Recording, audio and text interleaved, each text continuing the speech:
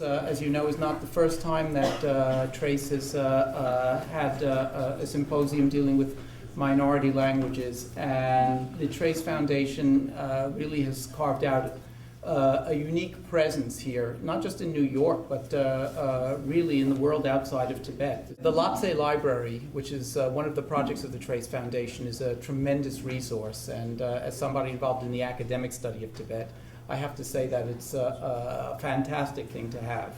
And I'd like to thank everybody involved, and to thank the Trace Foundation for inviting me here, and especially for giving me the opportunity to engage in a conversation this evening with Professor Fishman.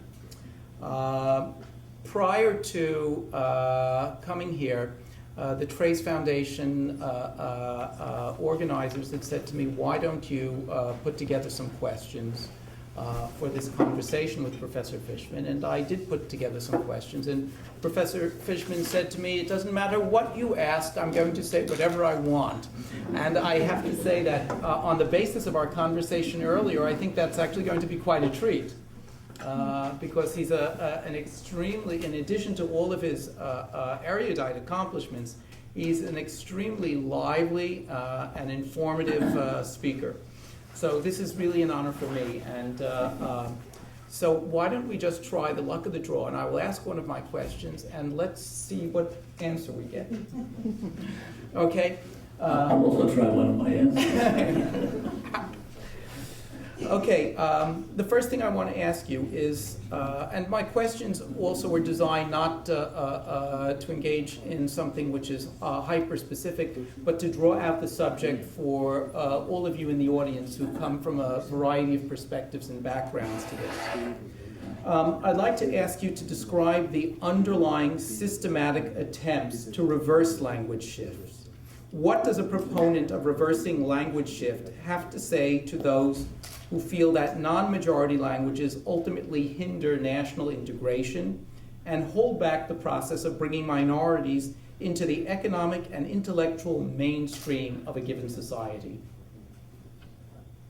First of all, let me thank you all for the chance to talk to you. I've never been here before, and it's a great honor, I know. The question breaks immediately into two separate parts. How is this structured? And so what do you answer to critics? The way I structure reversing language shift is around three concepts. One of them, I'm looking for my wife. Is she here somewhere? Mm-hmm. Okay. Always like to have a point of reference. One of them is patience. The other is prudence. And the third is functional differentiation. The last one is not typically Tibetan, but the first two are. By patience in this context, I mean reversing language shift deals with languages which have already undergone considerable weakening. And therefore, what exactly to undertake to do in the reversal is a very sensitive decision. If you try to move the mountain, it may be too much for you to do. And in that weakened condition, you can't afford any more defeats. It's normally a history of defeats. And therefore, the patience involves taking on only that which you can accomplish. Taking on minor goals. Taking on less threatening goals. Taking on less threatening opponents. That's a very difficult thing to tell people who have a lot of pent up, sometimes emotion, sometimes animosity, sometimes frustration, and they really want to get going. And when you tell them, don't rush into this, there's only so much you can do, particularly early. Only so much you can undertake, particularly early in a weakened condition. My normal advice is, in connection with patients, start close to home. Most of the weakened languages of the world are the vernaculars of home and neighborhood and family. And those are the safest havens for them to try to go immediately into Twitter and to the internet and into telecommunications of any kind and into advanced science and into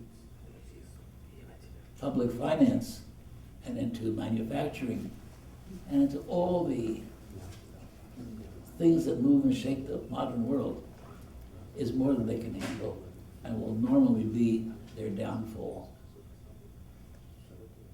So start small. Start with the things close at hand. And actually, those things are the greatest strengths you have at the moment. Most of the languages of the world that are threatened, they're not mostly function at the level of home and family.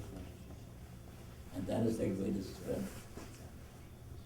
Some of them are very strong languages, but nevertheless, there's no thought in their area to making them even the language of education, even the language of mass media, even the language of the mass marketplace. No thought of that.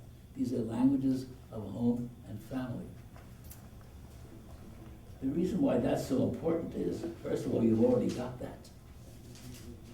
If you don't have that, you should retreat to the point where you can have that. Where you have a number of people whose homes and families and immediate environments can be conducted in that language. That's the patience. It's very hard to take that away from you. Or if that's gone, then you have to withdraw according to plan into a revival movement, which I'm excluding from my comments. I'm assuming that there is still a healthy center from which the language can be built. Patience. Prudence. Was that the second one? You were taking notes, weren't you? And functional differentiation. That one I remember. Yeah. Patience and prudence.